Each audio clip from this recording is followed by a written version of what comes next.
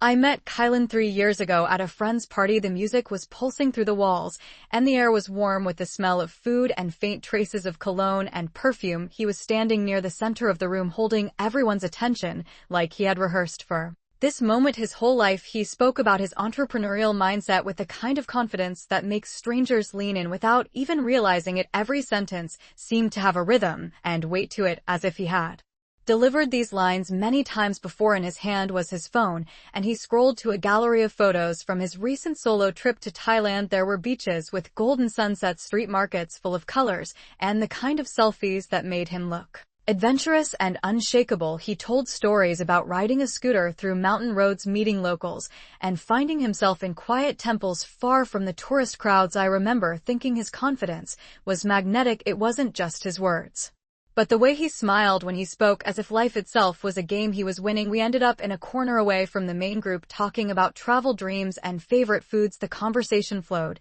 so naturally, I almost forgot we had just met. By the time I left the party, I felt like I had stumbled onto something rare. Over the first year of our relationship, it felt like I had been right. He sent me poems late at night about how I had changed his perspective on love. He would make surprise reservations at upscale restaurants. Sometimes it was just because he thought I deserved a special night out. Our dates were thoughtful and filled with little details he claimed were inspired by me. Looking back now, I realize there were warning signs hiding under the surface. One of the biggest was his Instagram. Kylan had around 15,000 followers and treated his profile like it was part of his identity. He posted every single day. There were perfectly staged gym selfies, travel photos with carefully chosen angles, and motivational captions about working hard and living free. Not once in those 3 years did he post about me. At first it didn't matter to me. I'm not a big social media person, and I told myself our connection in real life was what counted. But the cracks started to show when I saw captions like "living the single life has its perks" under photos from trips we had taken together. His bio read "entrepreneur, traveler, free spirit," with not even the smallest hint that he was in a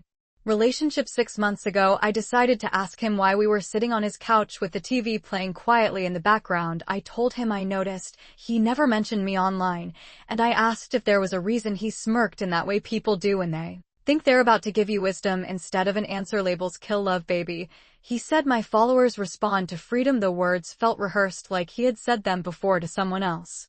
When I told him it made me feel invisible, he accused me of being clingy and needing Instagram validation. The conversation ended with me feeling like I had somehow done something wrong just by asking. 2 months ago, while I was at his apartment, I found something that made my stomach turn. It was a printed content calendar sitting on his desk. In one of the squares was a handwritten note: "Maintain single entrepreneur aesthetic, female followers, engage more with available men." I didn't confront him that day. Instead, I decided to pay closer attention to the little things. I noticed how he would crop me out of group photos. Before posting them, he would post pictures of our dinners without showing me at the table. At night, when messages lit up his phone, he would tilt the screen away just far enough so I couldn't see. 3 weeks ago, I made a choice. I created a fake Instagram account named Lilith, a 25-year-old woman, using photos of my friend's cousin with her permission. Within hours of following him, he followed back. The first message came quickly: "Hey beautiful, love your vision. We should connect sometime." For the next 2 weeks, we exchanged messages daily.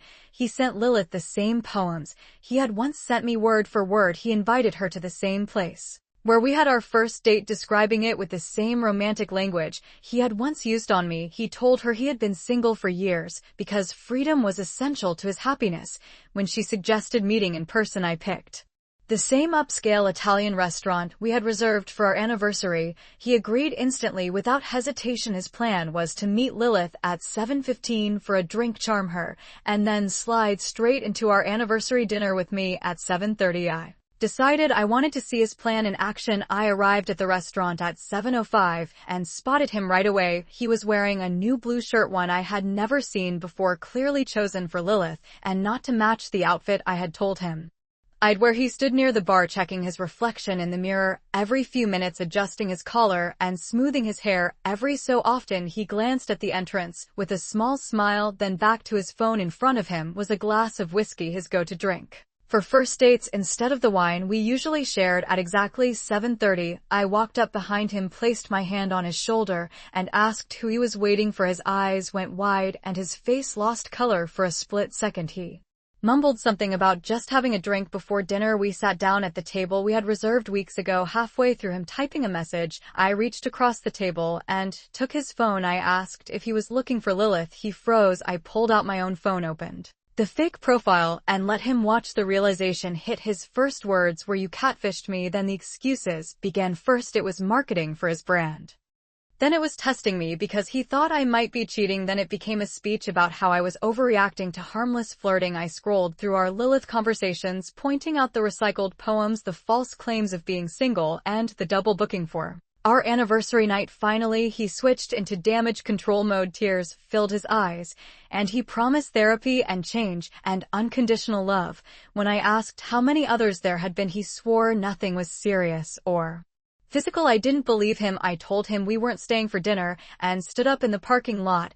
He followed me, begging for another chance. He claimed he had been planning to propose and that my actions had ruined everything. By the time I got home, my phone had 37 missed calls and more than 50 messages from him. At 2 in the morning, he unblocked the Lilith profile and sent a long rambling message claiming he had known all along and it had been a trust exercise. The next day, I went to his apartment to get the rest of my things. His roommate Shane helped me pack and told me quietly that Kylan had brought other women over when I was out of town. Shane also revealed that Kylan was planning a Las Vegas trip with another woman in the coming month. As I was leaving, Kylan pulled into the driveway, blocking my car with his. He demanded I believe him over Shane, saying Shane was just trying to create problems between us. He even contacted my best friend, trying to convince her that I was unstable and making up stories. That night, his Instagram bio changed to healing from betrayal. Trust is everything. He began posting vague quotes about being wronged. His mother called me confused about his behavior,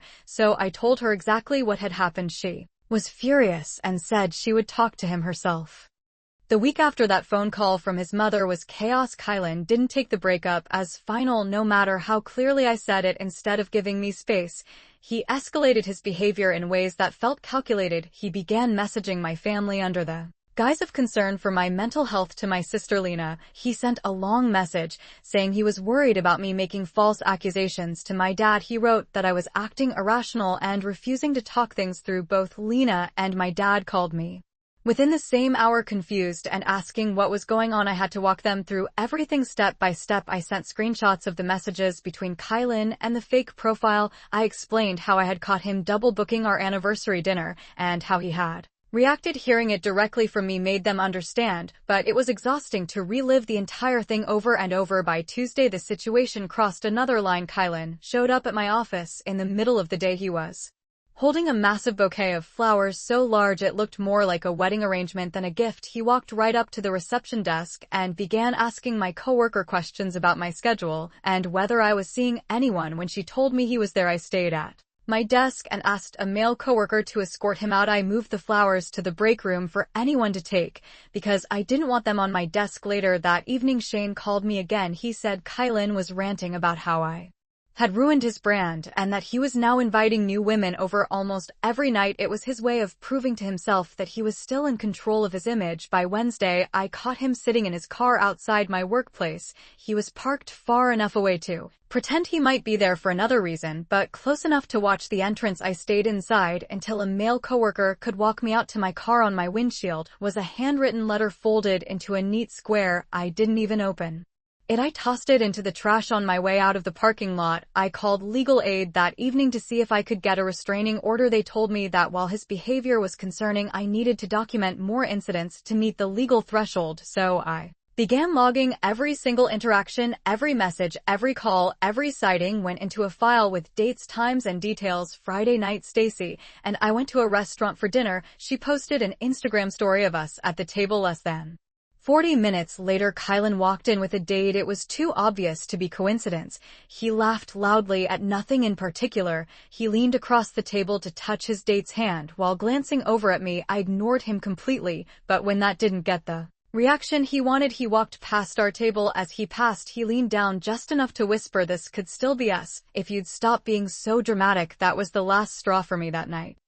I stood up and told him loud enough for nearby tables to hear, "Leave me alone. If you keep contacting me, I will get a restraining order." The color drained from his face, and he stormed out, leaving his date sitting there looking confused and embarrassed. The next day, the Instagram games began. He started posting vague captions about forgiveness, and missing what was real. He uploaded throwback pictures of us with captions like "missing this," and wondering where it all went wrong. I blocked him on every platform. Again that weekend, I ran into his ex Kellen at a local coffee shop. We had never met before, but she recognized me immediately. She told me without hesitation that he had done the exact same obsessive manipulative routine with her. He had even recycled some of the same poems and date spots I thought were unique to us. The romantic gestures I once thought were proof of love were actually just part of his playbook. Hearing it from her made something in me settle. This wasn't about me being special or flawed. This was simply who he was with everyone. By Monday morning, he had gone nuclear. He began posting heavily edited screenshots of our text conversations to make me look jealous and unstable. He claimed the fake profile was something I had created out of deep insecurity and paranoia. I refused to engage publicly, but I did call his mom again. She promised to handle it within hours. The posts were gone and his profile was set to private. She told me she had threatened to cut him off financially if he kept harassing me. For a short time things went quiet. Then about a month later I heard he was moving to Miami for what he called a major business opportunity. Shane reached out to tell me the truth. Kylan's mom had discovered that his entire entrepreneur lifestyle was funded by her money. He was barely making anything on his own. She gave him two choices: move back to Ohio and work for his dad, or take a job with his uncle in Miami. The big opportunity was really just forced adulting. Before he left, he made one last attempt to pull me back in. He showed up at my apartment one evening and knocked for 10 straight minutes. When I didn't answer, he slid an 8-page handwritten letter under the door. In it, he claimed I had forced him to act badly and that one day I would regret losing him when he became successful. I didn't read past the first page. I asked my neighbor to toss it in the trash for me. A month into his move to Miami, I was at work when my phone started buzzing with notifications. Within minutes, he had tagged me in 20 old photos of us. The captions were things like "the one who got away," and "some love stories," "never end friends," "coworkers," and even my dad saw the posts before I could untag myself and block him again. That was my final line. I called his mom and explained exactly what he had done. She and his uncle spoke to him directly. They told him if he contacted me again, they would cut ties completely and fire him from his new job. Around that same time, Shane found something disturbing while helping clean out Kylan's old room. It was a notebook that looked like a business plan, but it was actually a playbook for relationships. Inside were scripted conversations, flowcharts on how to adapt to different personalities, and instructions for when to drop poems or moments of vulnerability to maximize attachment. It was chilling to read. Yesterday, I received a certified letter from his parents' attorney. It contained a statement signed by Kylan agreeing to no contact directly or indirectly with me. If he breaks it, there will be legal consequences. I'm not naive enough to think this means he's changed, but for the first time I feel like I have something concrete to protect myself if he tries again. 3 years wasted on a man who built his identity on lies and performance. At least now I know it was never about me. This is just who he is, and I got out before wasting even more of my life on him. In the weeks after the no-contact agreement was signed, I felt something I hadn't felt in years. Silence. Not the tense kind that feels like you're waiting for the next storm, but the kind that lets you breathe without checking over your shoulder. The constant buzz of my phone had stopped. There were no more sudden knocks at the door, no vague Instagram captions, no manufactured drama spilling into my family group chats. For the first time since leaving Kylan, I could walk into my apartment and know that the evening belonged entirely to me. I began making small changes to reclaim my life. I rearranged my furniture to make the space feel fresh and mine again. I bought new sheets in a color I loved instead of the neutral tones he always said were better for the aesthetic. I started cooking meals just for myself without worrying if they fit his brand image for social media. Some nights I went out with friends and laughed until my cheeks hurt. Other nights I stayed in and let the quiet be enough. My family could finally speak to me without the conversation circling back to him. Lena stopped asking if I'd heard from him and started inviting me to join her for coffee runs and weekend hikes. My dad checked in just to talk about normal things: work projects, family plans, small updates that had nothing to do with Kylan's shadow over my life. It wasn't that the memories disappeared. I still thought about the night at the restaurant, the way he had looked for someone else while I was walking toward him in plain sight. I still remembered the phone lighting up in the dark with his messages to Lilith, the exact poems he once claimed were written only for me. But those thoughts started feeling like a closed book rather than an open wound. A part of me wondered if he would break The no-contact agreement just to prove he still had power. I kept my documentation up to date just in case, screenshots, letters, times, and dates of every incident leading up to the legal agreement, all stored in both physical and cloud copies. I wasn't living in fear, but I wasn't naive either. One afternoon in early spring, I got a call from Shane. He said Kylan had been quieter in Miami than anyone expected. Apparently his uncle kept him busy with actual work and his usual social media posting had slowed. Shane admitted he didn't know if it was because Kylan was really changing or just regrouping for the next performance. Either way, I took comfort in knowing there was distance between us. That night, I went through my own social media. I deleted old posts that still had him in the background, cropped or not. I unfollowed people who seemed more loyal to his image than to the truth. The more I cleared away the remnants, the lighter I felt. I started new hobbies, things I'd put off because they didn't fit with the relationship we had. I joined a photography class where no one knew anything about my past. I signed up for a weekend trip to the mountains just to breathe in the air and remember I could take trips without them being content for someone else's followers. Somewhere in the middle of those quiet choices, I realized that I was not just recovering from him, but from the version of myself I had been while with him, the one who excused the red flags because the dates were romantic, the one who believed that not posting about me online was a matter of preference instead of calculated image control, the one who thought love meant letting someone else define the story for both of us. That version of me was gone. A few months later, I heard from Kellen again. She had run into him briefly while visiting Miami and said he was already telling new people stories about his past heartbreak and how he had been betrayed. We both laughed at how predictable it was. It didn't sting anymore because it wasn't my truth to carry. It was just his routine recycled for the next audience. I focused on the things that were real in my life: dinners with friends where no one was secretly taking pictures for later posts, conversations with my family that didn't involve defending myself, quiet mornings with coffee and a book instead of checking his feed for whatever narrative he was spinning that day. When the anniversary of our breakup came around, I marked it with something simple. I went to the same Italian restaurant alone, ordered my favorite dish, and toasted to my own company. No drama, no confrontation, no staged performance, just me reclaiming a space that had once been tied to betrayal. By the time summer arrived, I realized I hadn't thought about him for weeks at a time. He was no longer the center of my story. I was. The no-contact agreement remained untouched in my files, a quiet reminder that boundaries work when you're willing to enforce them. I don't know if he will ever try to contact me again, but if he does, I am ready, and I am not the same person he once manipulated. The woman who left that restaurant parking lot months ago has grown into someone who doesn't just survive toxic patterns, but refuses to step into them in the first place. In the end, that is the real win. Not proving him wrong, not getting an apology, not even the legal paper with his signature on it. The win is that I got out with my sense of self intact, and that I will never again waste years on someone who builds their identity on lies.